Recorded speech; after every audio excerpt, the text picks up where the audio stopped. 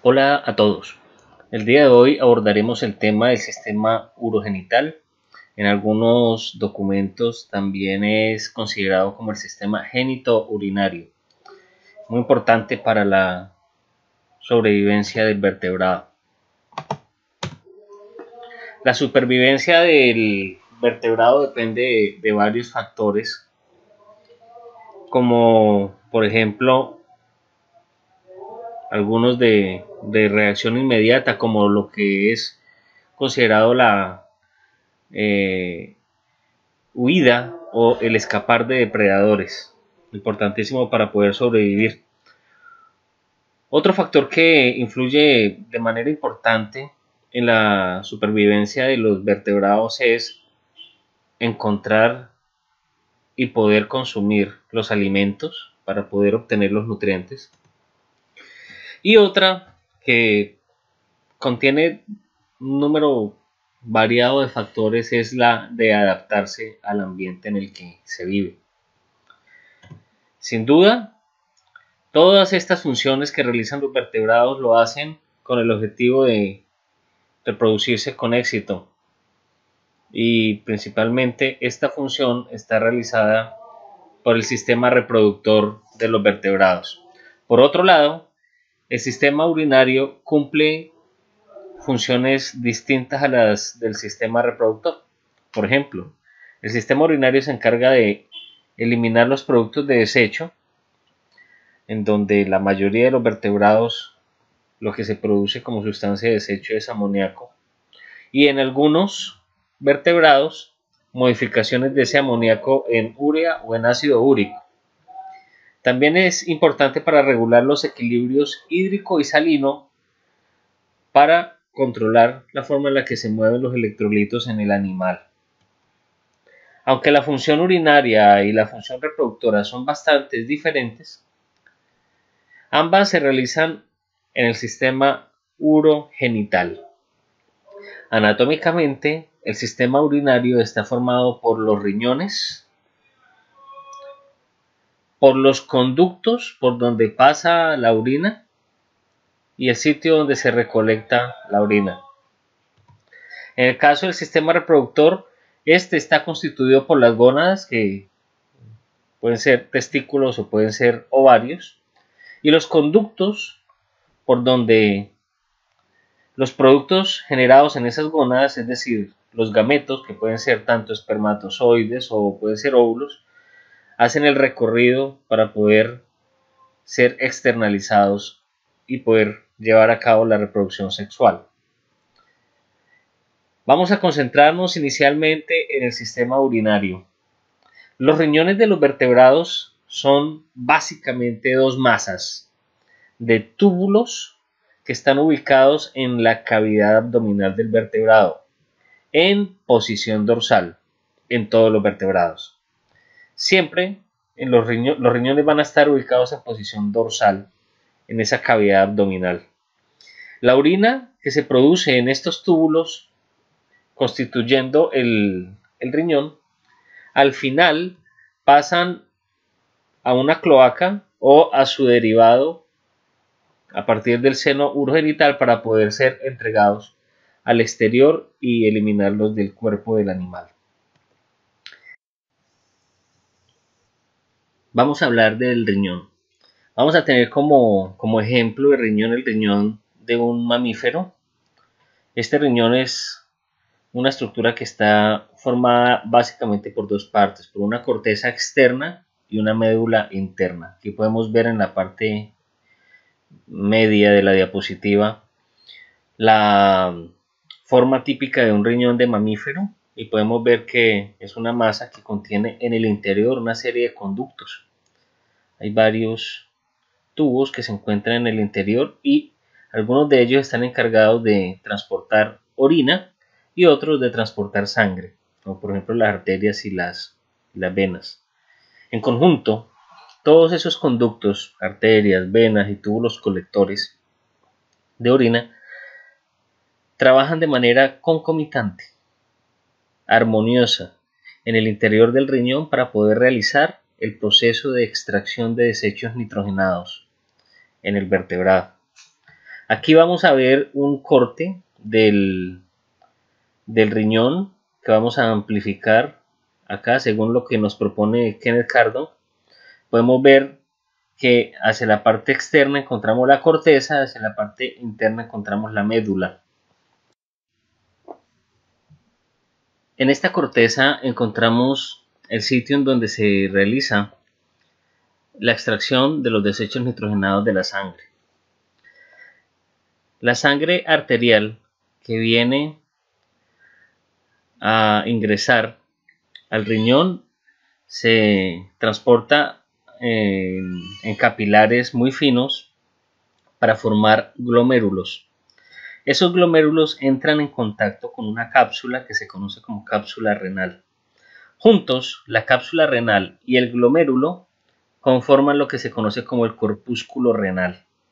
Ese corpúsculo renal es el sitio en donde la sangre entra en contacto con la nefrona del riñón para poder realizar, a partir de difusión simple, el transporte o el traspaso de los desechos nitrogenados de la sangre a el órgano renal. Después, los productos extraídos de esa difusión simple son transportados a partir de los diferentes túbulos que se encuentran en esa región del riñón para después ser transportados a un túbulo colector. Ese túbulo colector después se va uniendo a otros túbulos colectores de otras nefronas para conformar lo que se conoce como cáliz menor. El cáliz menor, cuando se unen varios túbulos colectores de varias nefronas. Los túbulos colectores que conforman el cáliz menor van a posteriormente configurar lo que se conoce como cáliz mayor. Cáliz menor, después cáliz mayor, y después de que los diferentes cálices mayores se unen, conforman lo que se conoce como la pelvis renal. Y después la pelvis renal es un tubo mucho más grande que se encuentra dentro del riñón, se externaliza configurando lo que se conoce como el uréter. Y ya de ahí la orina va a ser conducida posteriormente a la vejiga. Aquí tenemos la imagen del riñón, aquí tendríamos en el interior la corteza, la médula. También encontraríamos a nivel de la corteza entonces el corpúsculo renal conformado por la cápsula renal y el glomérulo, que es de origen arterial, que hacen el proceso de extracción o de traspaso de los desechos nitrogenados de la sangre al riñón. Esos desechos nitrogenados son colectados hasta conformar túbulos colectores que en conjunto con otros túbulos colectores forman el cáliz menor, después el cáliz mayor, la pelvis renal, y de la pelvis renal sale este tubo que se llama uréter. Sale uno de cada uno de los riñones. Posteriormente esos uréteres llegan o conducen la orina a una vejiga urinaria, y de la vejiga urinaria la orina sale a través de una uretra al exterior. La orina se produce en el riñón. Pasa, después de haber sido extraída en los corpúsculos renales, pasa a los cálices menores, después a los cálices mayores y después se reúnen para formar la pelvis renal dentro del riñón. No lo olviden. Los riñones están constituidos por los túbulos uriníferos. ¿Qué es un túbulo urinífero? Aquí lo menciono. Está conformado por una nefrona, que es la unidad estructural y funcional del riñón, y por un túbulo colector. Aquí tenemos el glomérulo, que viene transportando sangre procedente de la aorta, que se ha ramificado para convertirse en una arteria renal, y que después se transformó en capilares arteriales que llevan la sangre rica en nutrientes y rica en desechos nitrogenados hasta el corpúsculo renal. Glomérulo y cápsula renal conforman lo que se conoce como corpúsculo renal. En esta capilarización glomerular, se produce el traspaso de los desechos nitrogenados que en el glomérulo se encuentran en mayor concentración hasta la cápsula renal, en donde los desechos nitrogenados se encuentran en menor concentración. Y es por difusión simple como se da este traspaso.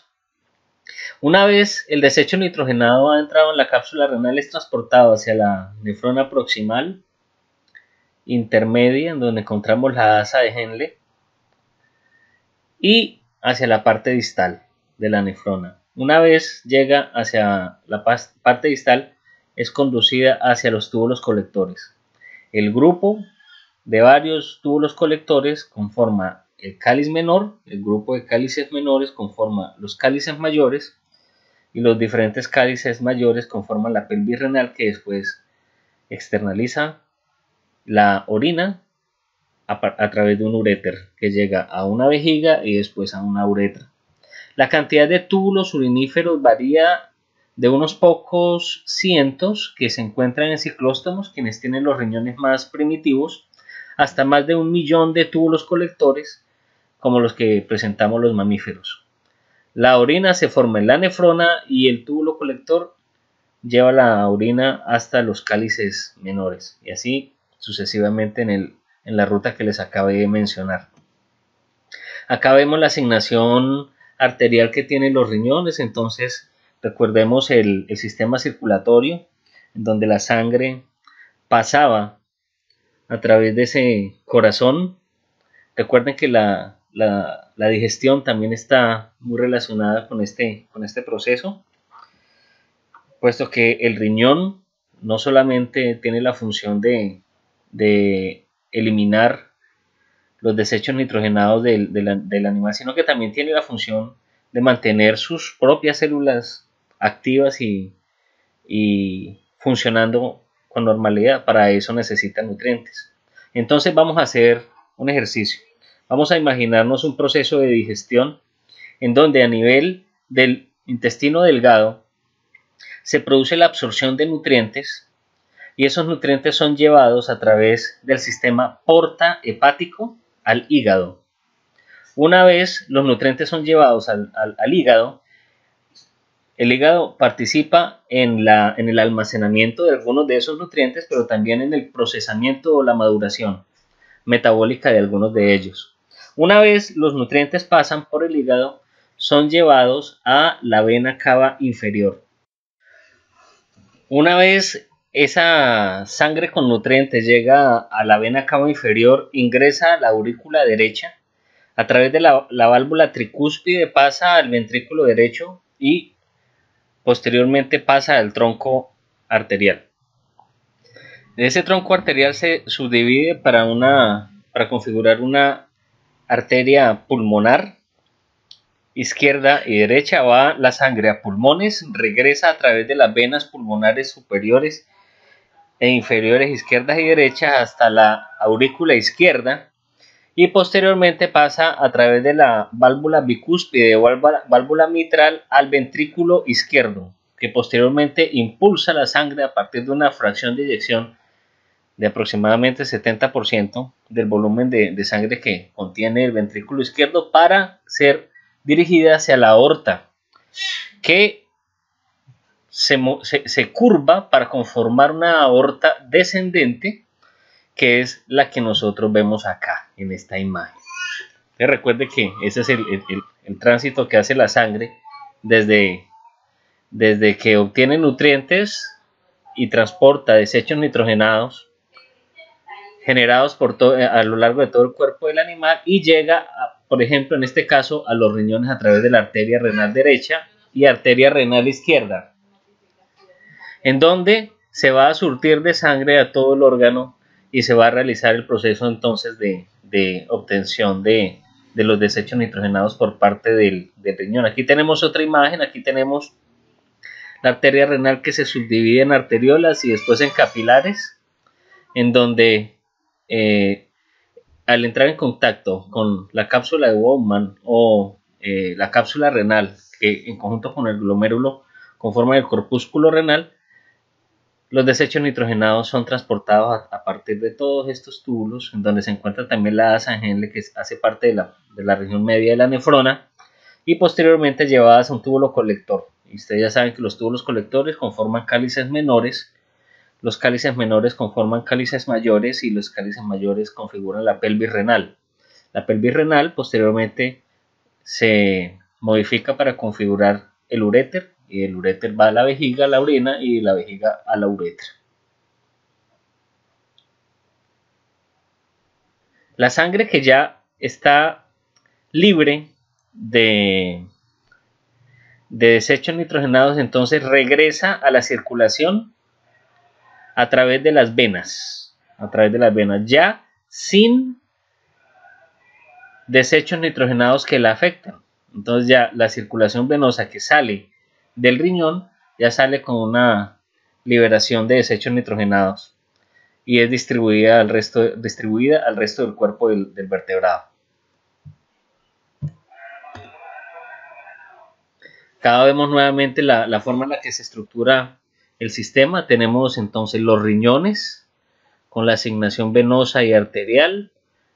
Vemos que la pelvis renal se transforma en un uréter que llega a una vejiga urinaria y después a una uretra.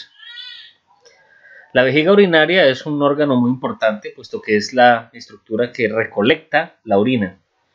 Varía en forma y tamaño según su contenido, puesto que el volumen que tenga en un determinado momento va a variar la forma que ella tenga. Es un saco ovoide o periforme situado sobre el suelo pélvico. Está fijada por 3 pliegues peritoneales, los ligamentos laterales y medio, y esto hace que se sostenga desde la parte superior de su estructura.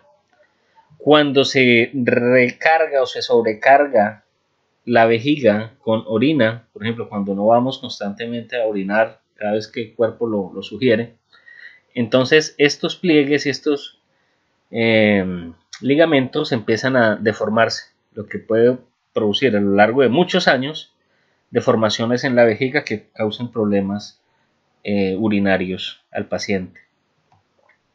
La uretra es la que expulsa la orina procedente del organismo. Es diferente según el sexo del organismo. En el macho, por ejemplo, se pueden distinguir 2 partes. La primera, que comienza en el cuello de la vejiga, en el orificio uretral interno, hasta los folículos seminales, que es un camino único para la orina. Y la segunda parte, que conecta con los productos provenientes de los genitales, hasta el final del pene. En el caso de la hembra, la uretra comienza también en la vejiga urinaria, en el orificio uretral interno y se abre en el orificio uretral externo. Veamos. Tenemos la vejiga y tenemos la uretra proximal en machos y la uretra distal que conlleva o conduce la orina hacia la parte externa. En el caso de las hembras, acá vemos entonces la vejiga urinaria con la orina y tiene una corta uretra proximal y una mucho más corta uretra distal que se abre al medio externo a través del meato urinario. Digamos de manera completa, aquí podemos observar los riñones, los uréteres, son dos riñones, 2 uréteres, la vejiga urinaria, una uretra proximal, una uretra distal, que a través del pene permite la salida del desecho nitrogenado. Aquí también vemos entonces de manera completa el urinario de una hembra de mamífero, teniendo como ejemplo un Homo sapiens. Riñones, uréteres, vejiga urinaria, uretra proximal, uretra distal, que está abriéndose a partir de un meato urinario, un orificio único para la salida de orina. Noten que en el caso de las hembras de los mamíferos, la uretra transporta únicamente orina.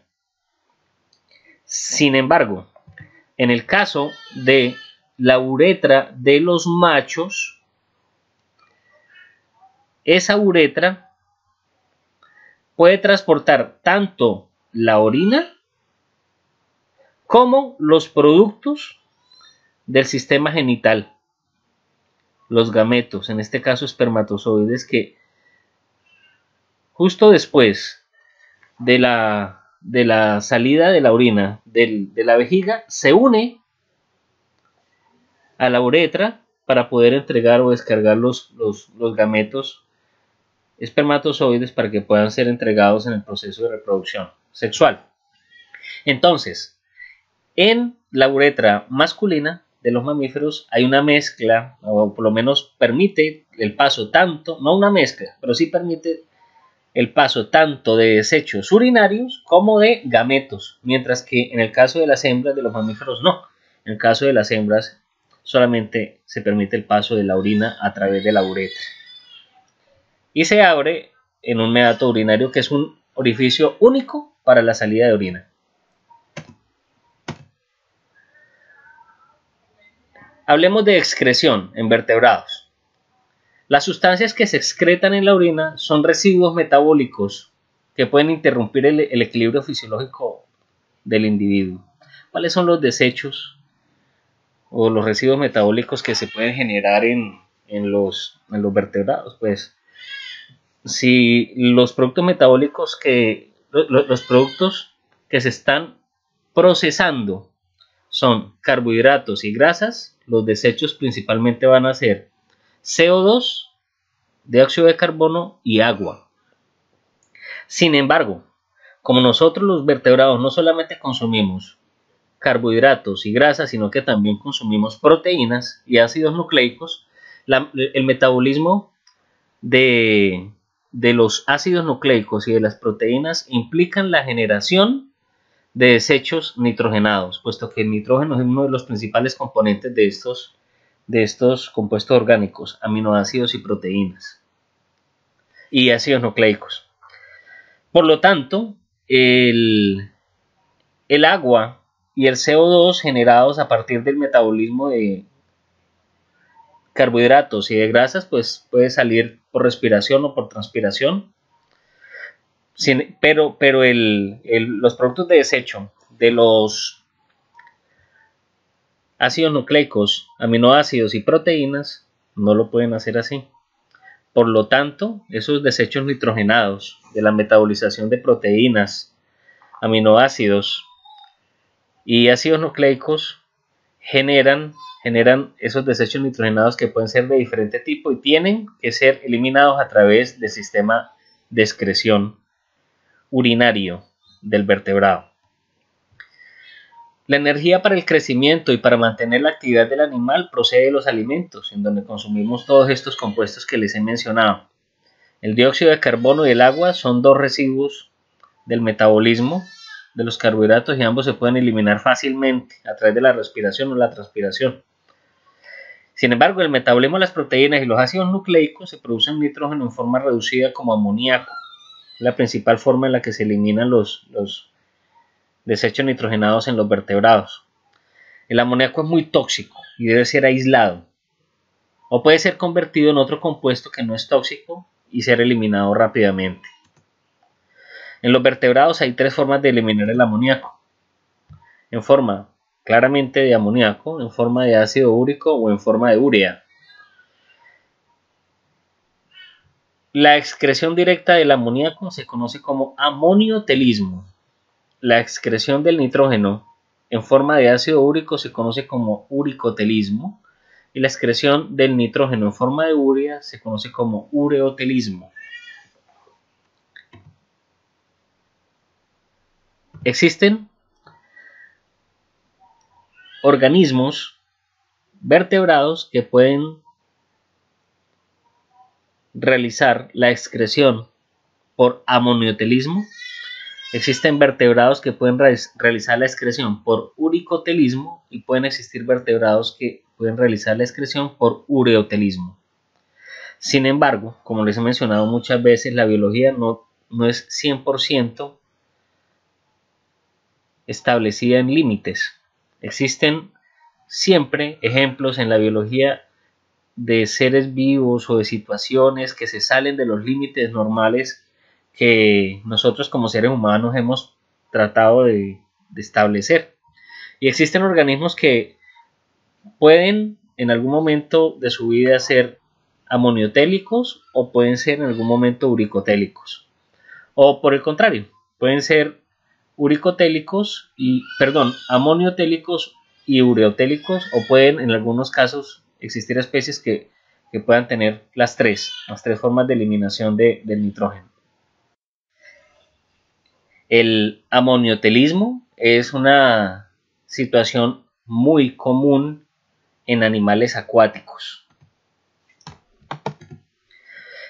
debido principalmente a que el amoníaco, que es el desecho nitrogenado eliminado a través del amoniotelismo, es muy soluble en agua. Por lo tanto, los animales acuáticos van a tener la ventaja de que podrán excretar con mayor facilidad sus desechos nitrogenados en forma de amoníaco porque viven en un ecosistema acuático.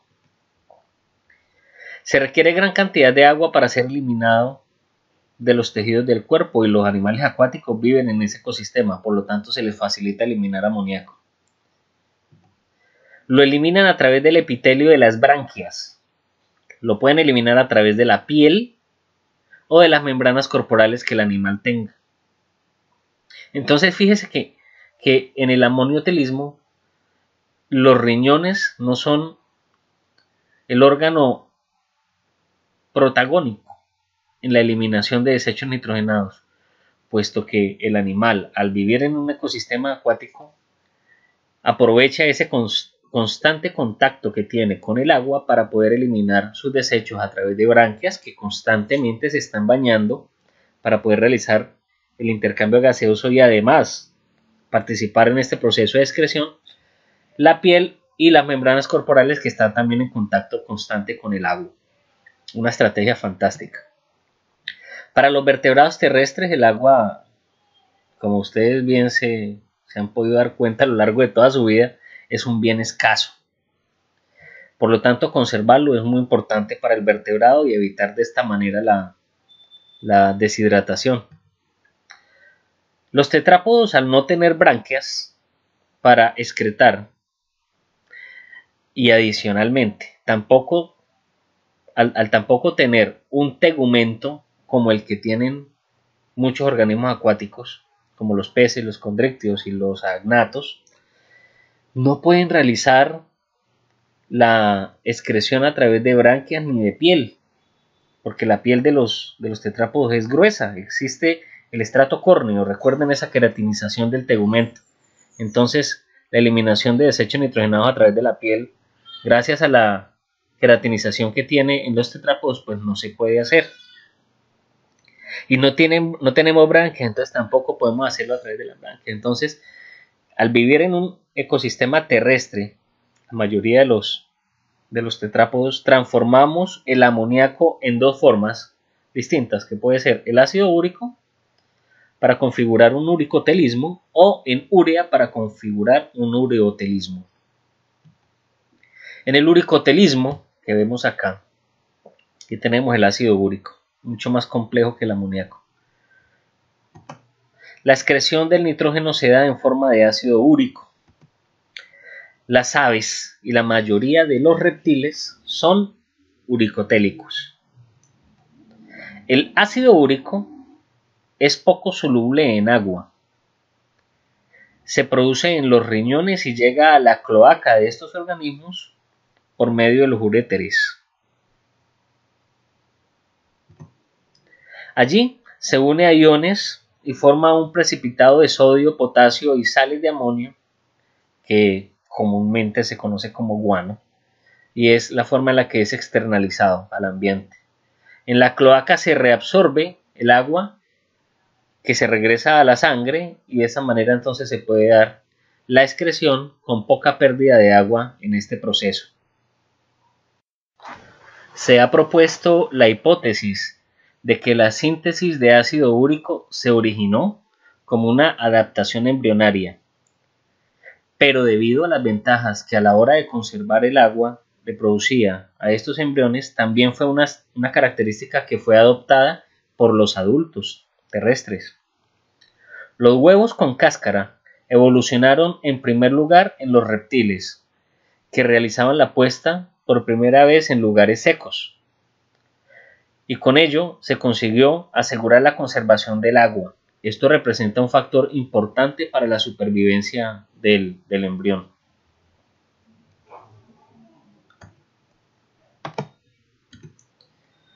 Por otro lado tenemos el ureotelismo, que es la que presentamos principalmente los mamíferos y algunos otros vertebrados como los condrictios y algunos peces pulmonados, algunos sarcopterígeos. En este método de excreción se elimina urea y se excreta como una orina concentrada. También como una estrategia para conservar el agua. Es de aclarar que un mismo individuo puede variar la forma en la que elimina sus desechos nitrogenados en función de la disponibilidad de agua. Esto quiere decir que existen organismos, como lo habíamos mencionado hace un momento, que pueden facultativamente adoptar un método u otro método de eliminación de desechos nitrogenados dependiendo de la cantidad de agua que exista. Por ejemplo, el pez pulmonado africano excreta amoníaco cuando puede nadar libremente por los riachuelos, ríos o charcos en donde él normalmente vive, pero durante la época de la sequía, en donde él empieza a funcionar respirando a través de su pulmón, cuando las charcas se secan, el pez entra en una estivación y transforma el amoníaco en urea para que pueda ir acumulándose en su cuerpo sin que esto represente un peligro durante los periodos de escasez de agua. Asimismo, existen organismos como los crocodilia que, dependiendo del ambiente, pueden fluctuar entre ser amoniotélicos a ser uricotélicos. Por ejemplo, ¿cómo lo podrían realizar? Cuando estos animales se encuentran en contacto constante con el agua, cuando permanecen largos periodos de tiempo en el agua, se comportan como amoniotélicos. Sin embargo, cuando llega la sequía y les toca permanecer principalmente en ecosistemas secos, se comportan como uricotélicos. En el caso de los anfibios, se comportan como amoniotélicos, principalmente cuando son larvas que viven en ecosistemas acuáticos, o cuando, aún siendo adultos, como por ejemplo las salamandras, ellos viven constantemente en ecosistemas acuáticos y se comportan como ureotélicos cuando en su estado adulto principalmente viven en ecosistemas terrestres en donde el agua es un bien escaso y necesitan conservarla de su cuerpo. Por otro lado, encontramos aquí los testudines que pueden variar de ser uricotélicos a amoniotélicos o ureotélicos dependiendo de las condiciones ambientales en las que se encuentre el animal. Entonces fíjense que existen flexibilidades en la forma en la que se pueden excretar esos desechos nitrogenados dependiendo de la especie, dependiendo del ambiente en el que se encuentre el animal. Hablemos ahora de osmorregulación. Esta es la segunda función de los riñones después de la eliminación de desechos nitrogenados. La osmorregulación es el mantenimiento de los niveles de agua y sales que tiene el vertebrado, favoreciendo la homeostasis, es decir, la capacidad que tiene el animal de mantener su medio interno constante, a pesar de que el medio cambie, ese medio externo cambie, lo cual es común. Lo más normal en el ambiente es que ese ambiente cambie. Por ejemplo, la salinidad, la temperatura, el pH, el oxígeno disuelto, constantemente están cambiando en el medio en el que se encuentra el vertebrado. Para la osmorregulación participan principalmente las branquias y el tubo digestivo de organismos acuáticos principalmente. Los vertebrados se enfrentan constantemente a los cambios de las condiciones ambientales. Nosotros nos hemos dado cuenta que a veces salimos de la casa con un buzo o una chaqueta pensando que el día va a seguir frío, por ejemplo, y vemos que 2-3 horas después lo que sentimos es un ardiente calor. El ambiente constantemente cambia. Los vertebrados terrestres compensan la pérdida de agua bebiéndola. Esa es una de las principales reacciones ante la desecación y la deshidratación. Hay que beber agua, como lo hacemos todos nosotros cuando tenemos sed. En reptiles se privilegia la estructuración de un tegumento grueso como una estrategia para evitar la pérdida del agua, además de que participan riñones, vejiga urinaria y cloaca, que son órganos conservadores de agua. Muy bien, entonces miremos este gráfico. Podemos ver, digamos, ejemplos de cómo se puede dar la osmorregulación en diferentes animales. Bueno, la mayoría de los vertebrados necesita alguna protección fisiológica para poder mantener el equilibrio interno, debido a que el ambiente externo está afectando su cuerpo constantemente. Esto es particularmente evidente en el caso del agua. El agua puede ser extraída del organismo y llegar a producir deshidratación, por ejemplo, a partir de procesos de transpiración. Por el contrario, puede el agua también entrar de manera constante a través de las superficies permeables y llegar a diluir demasiado los fluidos corporales, lo cual puede también afectarlo, matando sus células por estrés osmótico. Miremos el caso del tetrápodo que vemos acá arriba. Entonces vemos que fácilmente este animal puede perder agua, pero ¿cómo compensa esa pérdida de agua? Principalmente bebiéndola. Un vertebrado terrestre generalmente tiene que enfrentarse al peligro que representa la pérdida del agua. Para evitarlo, lo que hace es beber agua y responder así a la pérdida que ha tenido. Algunos grupos biológicos como los reptiles controlan esa pérdida de agua gracias a ese tegumento grueso, como lo acabamos de mencionar, que reduce la permeabilidad de la piel y de esa manera evita la transpiración y la pérdida de agua por este fenómeno de transpiración. Como hemos mencionado anteriormente, los riñones, la cloaca e incluso la vejiga urinaria son órganos conservadores de agua, ya que recuperan el agua antes de que el nitrógeno pueda ser eliminado del cuerpo. Entonces, esa es la forma en la que nosotros los tetrápodos compensamos esa pérdida. ¿Quién no ha sentido sed y ha bebido agua en su vida? Es el principal ejemplo de cómo nosotros compensamos el agua. Nosotros no lo hacemos de una manera distinta. Por otra parte, en los peces de agua dulce, el problema osmótico se debe principalmente a la existencia de una tendencia a que se produzca un flujo neto de agua entrante, es decir, que la mayor cantidad de agua sea la que entre al cuerpo del animal. Con respecto al agua dulce, el cuerpo de un pez es hiperosmótico.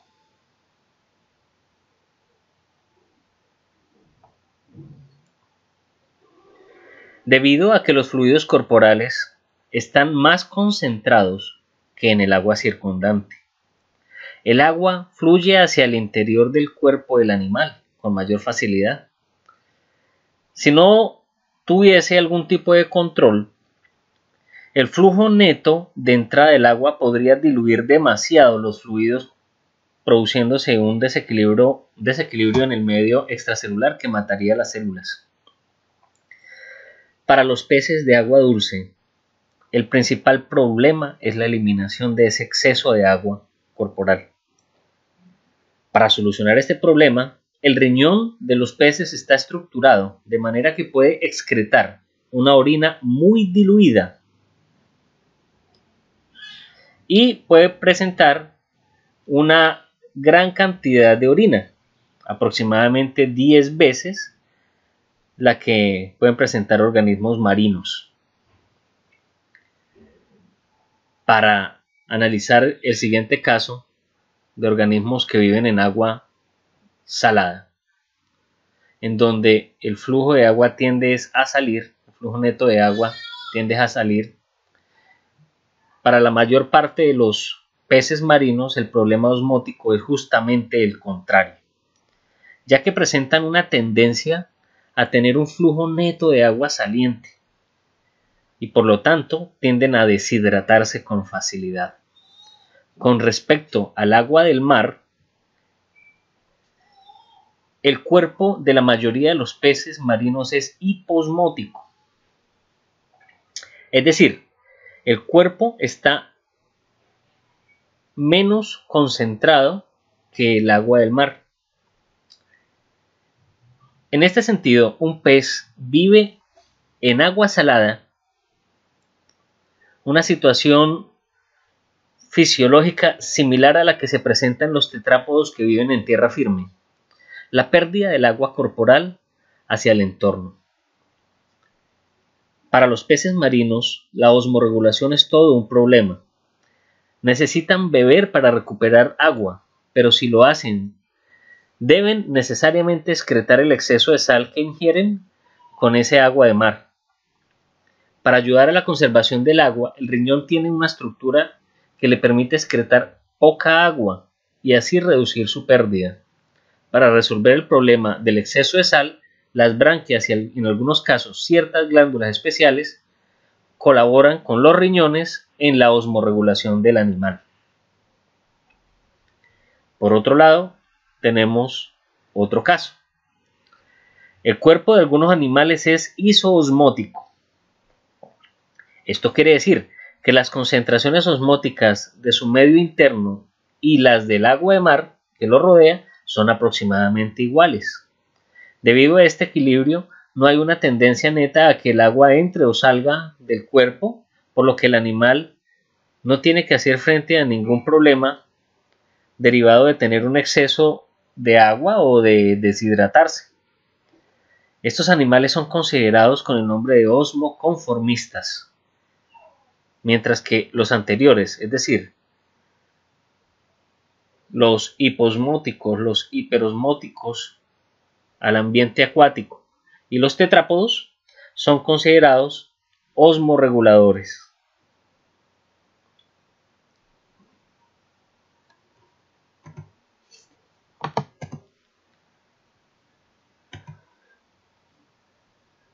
Muy bien, ahora vamos a hablar del sistema reproductor de los vertebrados. El sistema reproductor de los vertebrados está compuesto por las gónadas y los productos generados por esas gónadas, que pueden ser dos, tanto hormonas como gametos, y los conductos por donde estos productos se pueden desplazar. Las hormonas están encargadas del comportamiento sexual del animal y del cuidado parental cuando se presenta. El aparato reproductor femenino está constituido por diferentes componentes. Las gónadas, que son los ovarios, están encargados de producir tanto las hormonas como los gametos. Son conducidos a través de los conductos gonadales, como las trompas de falopio, que confluyen en un útero que posteriormente se transforma en un cuello uterino y después en una vagina. Los ovarios están encargados de la producción de hormonas y de óvulos maduros. Están suspendidos de la pared dorsal del celoma del vertebrado por un mesenterio que se conoce como el mesovario, quien sostiene esa estructura para que se mantenga en posición para poder funcionar a plenitud. En vertebrados, los ovocitos recorren los conductos genitales después de salir de los de las glándulas, de los ovarios, excepto en ciclóstomos, en donde son arrojados los gametos directamente al exterior del cuerpo a partir de poros celómicos que tienen estos animales en su cuerpo. En ciclóstomos salen por poros secundarios de la pared del cuerpo, y en la mayoría de los vertebrados los dos ovarios son funcionales, aunque hay excepciones. Ciclóstomos, algunos reptiles y la mayoría de las aves, y en murciélagos solamente es funcional un ovario. Los conductos genitales y los ovarios originalmente son dos, pero solamente uno llega a desarrollarse. El conducto genital de los vertebrados puede tener 4 regiones bien diferenciadas, como lo son el pabellón, el sitio de contacto directo con el ovario, la glándula de la cáscara posterior a este, el istmo, también conocido como oviducto o conducto de Müller, y el útero, que está cercano a la abertura genital o urogenital. La glándula de la cáscara puede recibir el esperma y también secreta albúmina y moco. En especies ovíparas se encarga esta glándula de la cáscara de generar la cobertura o la cáscara del huevo. En especies vivíparas, esta región del oviducto no es visible.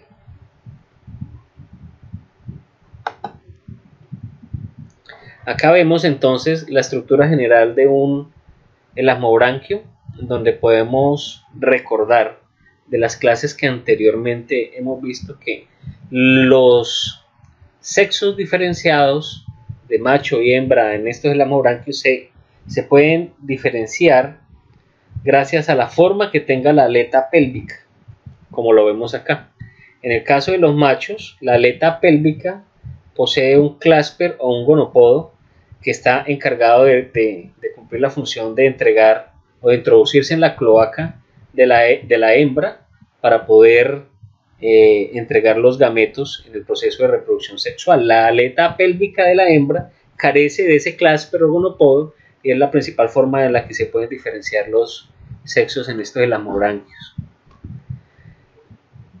Internamente podemos ver que a nivel de la región en donde se encuentran las aletas pectorales podemos encontrar los ovarios. En este caso, pues un ovario único que aquí está representado como el ovario izquierdo, que se proyecta hacia la parte posterior en donde se configura un útero que posteriormente va a conectarse con una cloaca, que es por donde pues van a ser entregados los gametos, de los machos, y también pues por allí pueden las hembras entregar sus huevos o los organismos vivos en el caso de que sean especies vivíparas.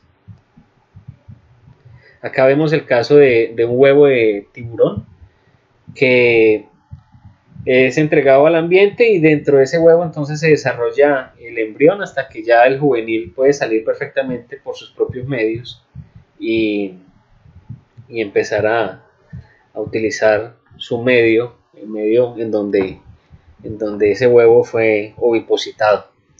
Esa es una de las formas en las que se pueden reproducir los tiburones, y no es la única. También encontramos especies de tiburones que son vivíparas, donde no entregan un huevo, sino que el individuo se desarrolla completamente en el interior de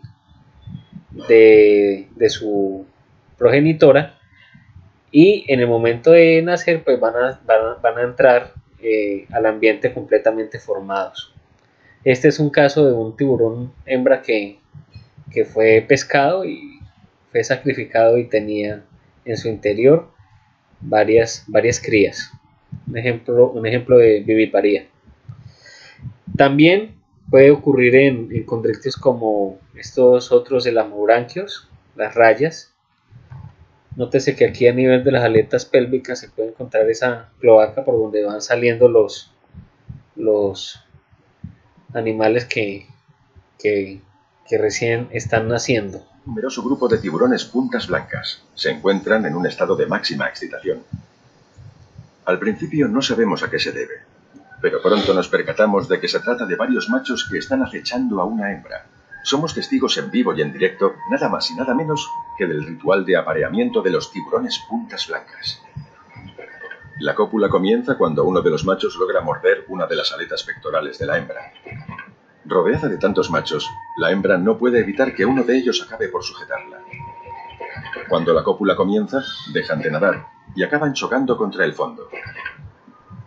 Los machos no pueden pasar mucho rato inmovilizando a la hembra, se fatigan sin poder respirar. Como vemos, es un proceso muy agresivo y francamente extenuante. Pero para nosotros, además de una experiencia inolvidable, también supone un considerable éxito, pues se ha filmado muy pocas veces, y todavía hoy se sabe muy poco del comportamiento reproductor de estos tiburones. Ahí podíamos ver cómo el clasper del macho era introducido en la cloaca de la hembra para poder entregar los gametos y realizar la reproducción sexual. En teleósteos, la situación general es que estos organismos sean ovíparos. Sin embargo, pues vamos a ver este video para que veamos algunas particularidades. Aquí tenemos el guppy. Este es una especie común en charcos de riachuelos pequeños de Colombia, en donde vemos que la hembra no es ovípara, sino que en el momento del parto genera individuos ya completamente formados, un caso de viviparismo dentro de teleósteos. Haciendo la salvedad de que los teleósteos en su grandísima mayoría son ovíparos. Algunas pocas excepciones, como estos guppies, son organismos vivíparos. La mayoría de estos organismos realizan una postura de huevos. Sin embargo, algunos de los teleósteos alumbran sus crías, como los guppies. Hacen partos en donde los organismos que van a generar están completamente formados.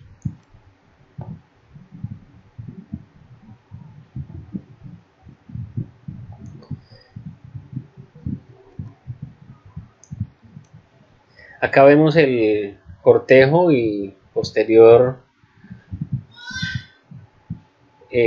fenómeno de reproducción, en donde el macho estimula con su aleta caudal y pectoral a la hembra hasta que la hembra se ve suficientemente motivada y estimulada para que entregue los óvulos. Esos ovocitos son entregados al medio y cuando eso ocurre, el macho entrega sus espermatozoides. Ahí se puede ver la secreción del macho, en donde sus espermatozoides son entregados para que entre en contacto con los ovocitos de la hembra y se produzca una fecundación externa. Entonces, analicemos un poco la situación. Para organismos ovíparos, teleósteos, la fecundación es externa, pero para teleósteos vivíparos como los guppies, gracias a que el animal se desarrolla dentro de su madre, la fecundación tiene que ser interna, no hay otra opción. Acá podemos observar cómo en los osteichthyos algunas especies pueden presentar una cloaca donde confluyen tanto los productos de excreción urinaria como de la digestión y de los productos gonadales. Y por otro lado, otra configuración en donde tenemos de manera diferenciada un orificio urogenital proveniente del riñón, uréter, vejiga, uretra y un ano diferenciado. Esta configuración la podemos ver de esta manera, en donde aquí en el orificio A podemos ver el ano y en el orificio B el orificio urogenital, como se configura en este esquema que vemos en esta parte superior. Acá, para recordar, acá tenemos la vejiga natatoria y dorsal a la vejiga natatoria encontramos el riñón. Aquí tenemos vejiga natatoria y dorsal a la vejiga natatoria, riñón, uréter, vejiga, uretra. Y tenemos vejiga natatoria, riñón, uréter, vejiga y cloaca. Aquí tenemos entonces vejiga natatoria y dorsal a esta vejiga natatoria encontramos el riñón. Acá en el caso de las hembras que realizan procesos de reproducción ovíparos, vemos la gran masa de huevos que se puede albergar en esa cavidad abdominal, ubicada dorsal al intestino. Y aquí se encuentra entonces esa gran masa de huevos dispuestas para la reproducción. Aquí tenemos entonces el riñón, tenemos la vejiga urinaria y tenemos la apertura urogenital, en donde aquí confluyen tanto los productos de la reproducción como del sistema urinario, aparte del orificio anal. Entonces, pues, esta apertura se llama urogenital porque en esta apertura desembocan los desechos urinarios y los productos genitales. No es una cloaca. Aparte de ese orificio o apertura urogenital, encontramos el ano. En tetrápodos, los anfibios poseen dos ovarios muy bien desarrollados y oviductos muy bien desarrollados también. Son muy gruesos, lo cual indica que al ocupar una gran cantidad de esa cavidad corporal están representando un papel muy importante para la vida del animal. Grandes ovarios con grandes oviductos implica que la reproducción es un factor muy importante. Acá en la parte superior encontramos pues, los lóbulos hepáticos izquierdos y derechos del animal. En el caso de la disección, si hacemos una disección un poco más pormenorizada, aquí podemos ver el gran espacio que está ocupando ese ovario derecho y los oviductos asociados a ese ovario derecho. Esos oviductos desembocan en la cloaca del animal. En donde van a ser entregados los gametos femeninos de las especies de anfibios, en el caso de los anuros, cuando se está realizando el amplexus, que es ese abrazo nupcial que realizan los machos sobre las hembras para que puedan entregar sus gametos y que la reproducción se pueda dar a través de una fecundación externa. Una vez la hembra entrega sus gametos, los machos entregan sus gametos y producen la fecundación externa. Aquí vamos a ver una comparación de cómo está organizado el sistema urogenital de hembras de tetrápodos. Aquí vemos una representación del sistema urogenital de las hembras de anfibios, reptiles y aves y mamíferos. Aquí podemos ver claramente que los ovarios están asociados a los oviductos. En el caso de los anfibios, es un oviducto robusto, pero que no tiene especializaciones mayores en el transcurso de su estructura. En el caso de reptiles y aves, ya hablando de organismos amniotas, el oviducto tiene ya unas especializaciones que permiten que los huevos tengan unas modificaciones antes de ser entregados al exterior. Y en el caso de los mamíferos, pues claramente la mayor diferenciación es la presencia del útero, en donde se desarrolla completamente el individuo que se está formando. Acá vemos el urogenital de una hembra de mamífero. Este es el caso de un gato, donde podemos ver los riñones provistos tanto de sus asignaciones arteriales como venosas, y también la salida de los uréteres de cada uno de los riñones. Aquí los dos uréteres confluyen en una vejiga urinaria que es externalizada a través de una apertura urogenital diferente al ano, ¿no? En este caso es una apertura que permite confluir tanto los productos de la excreción urinaria como los productos generados a partir del sistema reproductivo. Aquí tenemos los ovarios, son este y este. Los ovarios pues empiezan a generar las hormonas y los gametos que van a empezar a transcurrir el conducto genital para llegar hasta un útero, y después del útero entonces van a comunicarse con el exterior a través de la apertura urogenital.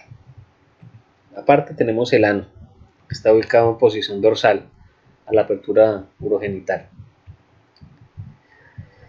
Después de la ovulación, los óvulos entran al oviducto, ocurre la fecundación interna, en donde los gametos se unen para formar cigotos en la parte superior del oviducto.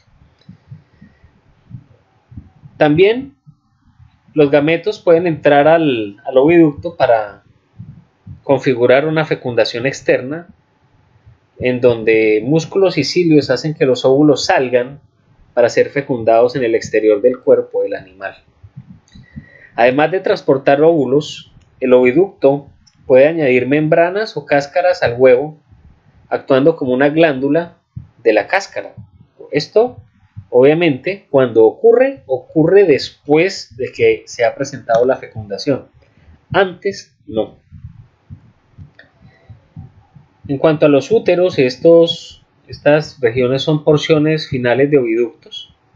Tienen dos funciones: retener los huevos con cáscara hasta la ovipostura, o retener los embriones mientras se van desarrollando. En mamíferos se desarrolla la placenta con mayor comunicación vascular con el útero.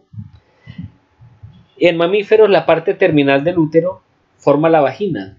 El clítoris es homólogo al pene, pero a diferencia de este, no interviene ni en la transferencia de esperma ni en la eliminación de orina, en el caso de las hembras. Aquí podemos ver entonces un ovario de un ave con el infundíbulo que está en contacto directo con el ovario, y aquí vemos el oviducto, donde en la parte más terminal ocurre la fecundación, se forma entonces el cigoto, el desarrollo embrionario empieza a ocurrir, y más adelante en la glándula de la cáscara entonces se forma la última capa protectora del huevo.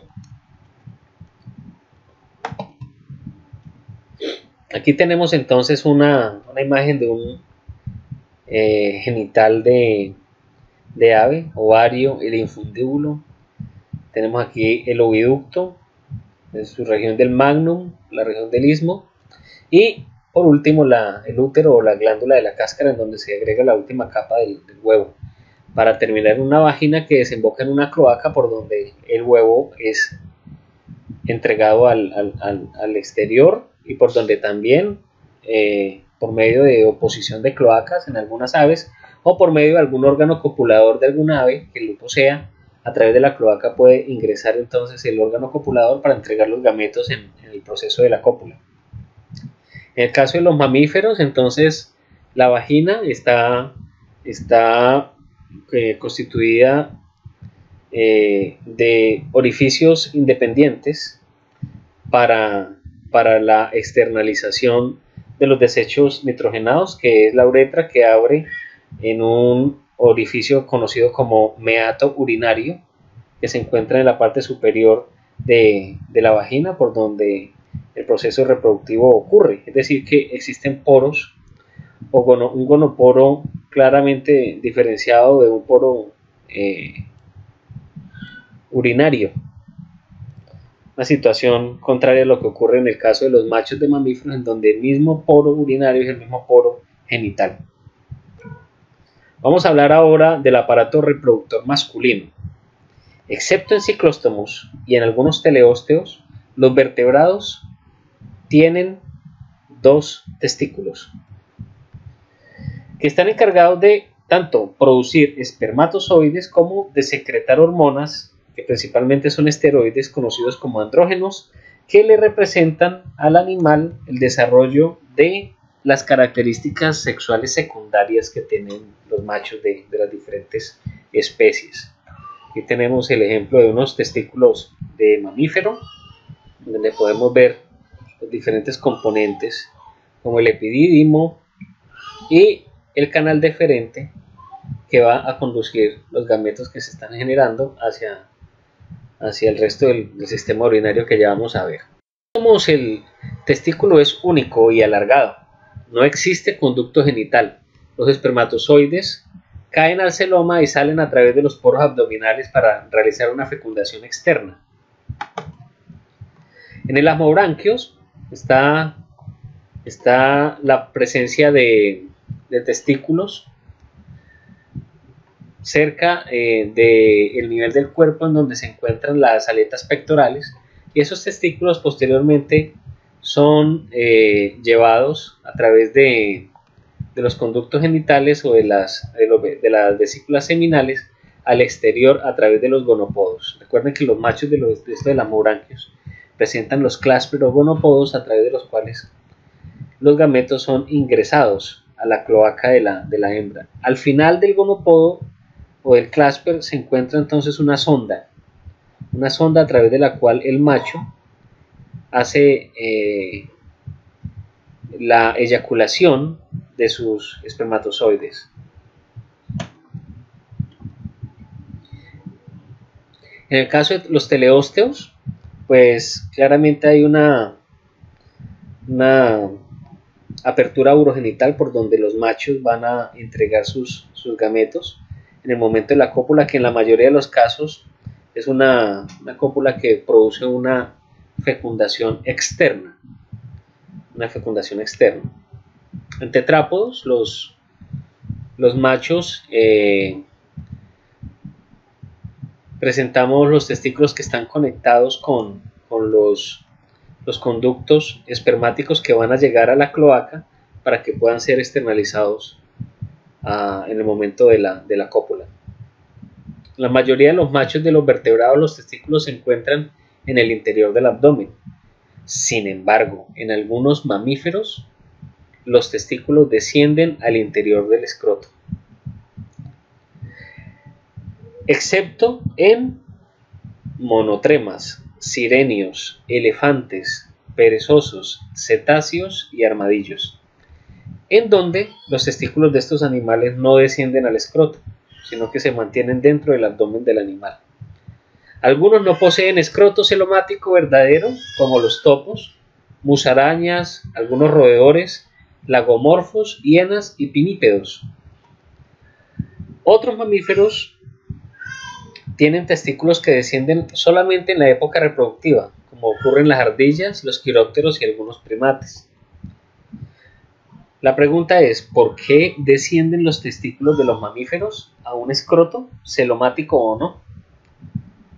Pues básicamente es por las diferencias de temperatura que existen en el interior de la cavidad abdominal del animal y en el exterior de esa cavidad abdominal, en la bolsa escrotal. En cuanto a los órganos copuladores de los vertebrados, podemos mencionar que la mayoría de los vertebrados acuáticos tienen una fecundación externa, en donde no participa ningún órgano copulador. Sin embargo, si la hembra mantiene embriones en su útero o si pone huevos con cáscara, la fecundación tiene que ser interna. En muchos vertebrados, la cópula implica un contacto directo entre las cloacas, una situación que se conoce como oposición de cloacas, sin la participación de órganos copuladores. No obstante, es frecuente que el macho del vertebrado posea algún órgano copulador externo. En urodelos se produce un espermatóforo por parte del macho y la fecundación es interna, sin la oposición de cloacas. En los urodelos, los machos entregan el espermatóforo, después de un ritual de cortejo, lo dejan puesto en una superficie y la hembra, si está lo suficientemente estimulada o convencida del cortejo que realizó el macho, posteriormente posa su cloaca sobre el espermatóforo y con los labios de la cloaca rompe el espermatóforo y ese espermatóforo entonces libera los espermatozoides al interior de la cloaca del urodelo. Numeroso grupo de tiburones puntas este video se encuentran en ya lo vimos, en donde se da el proceso de cópula entre condrictios, elasmobranquios. No lo vamos a ver nuevamente porque ya está grabado en este video. Y podemos ver que existe en el caso de los elasmobranquios los gonopodos o los claspers, que son estructuras encargadas de favorecer la entrega de gametos al interior del sistema reproductivo de la hembra de estas especies. En teleósteos en general, las aletas pélvicas o pelvianas y las aletas anales se enganchan para mantener juntas las cloacas mientras los gametos se liberan y tanto ovocitos como espermatozoides en el medio externo se puedan integrar y entrar en contacto para la formación de cigotos, haciendo una fecundación externa. Y unas pocas especies de teleósteos tienen modificada la aleta anal como un gonopodio dotado de un surco espermático para depositar la esperma dentro de la hembra, un fenómeno que ocurre en guppies, como ya lo habíamos mencionado hace un momento. Miremos el fenómeno en guppies cómo ocurre.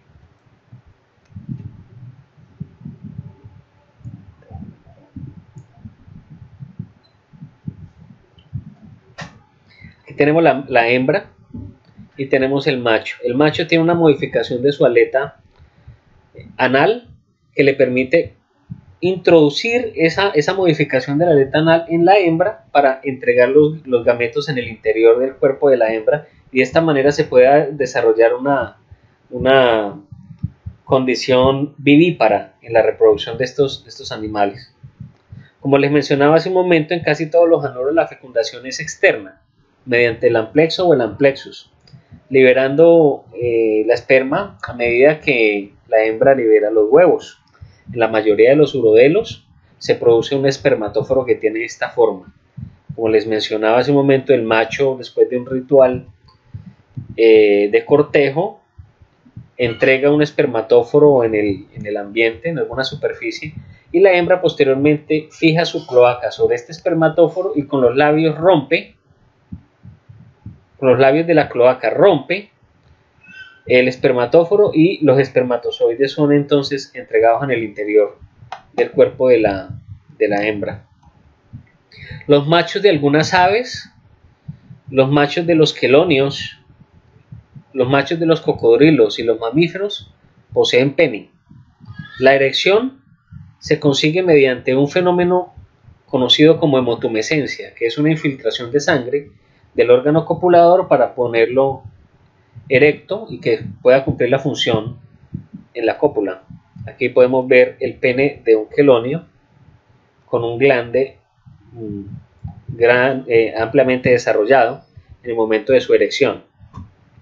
Aquí les pongo un video en donde están estimulando de manera artificial a un quelonio para que exhiba su órgano copulador y que ustedes se puedan dar cuenta el tamaño y la forma que tiene ese órgano copulador de este quelonio.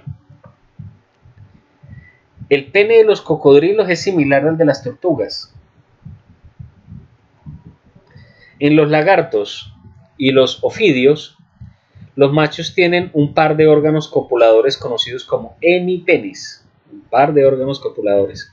Está de manera pareada. Durante la cópula, el macho introduce solamente uno en la cloaca de la hembra, pero juntos son funcionales. Cualquiera de los dos puede ser introducido en la cloaca. En el caso de las aves, generalmente se da por oposición de cloacas, como ocurre en pavos y en gallinas, como lo vemos acá. No hay órgano copulador, sino que las dos cloacas se superponen para facilitar la entrega de gametos de los machos en la hembra.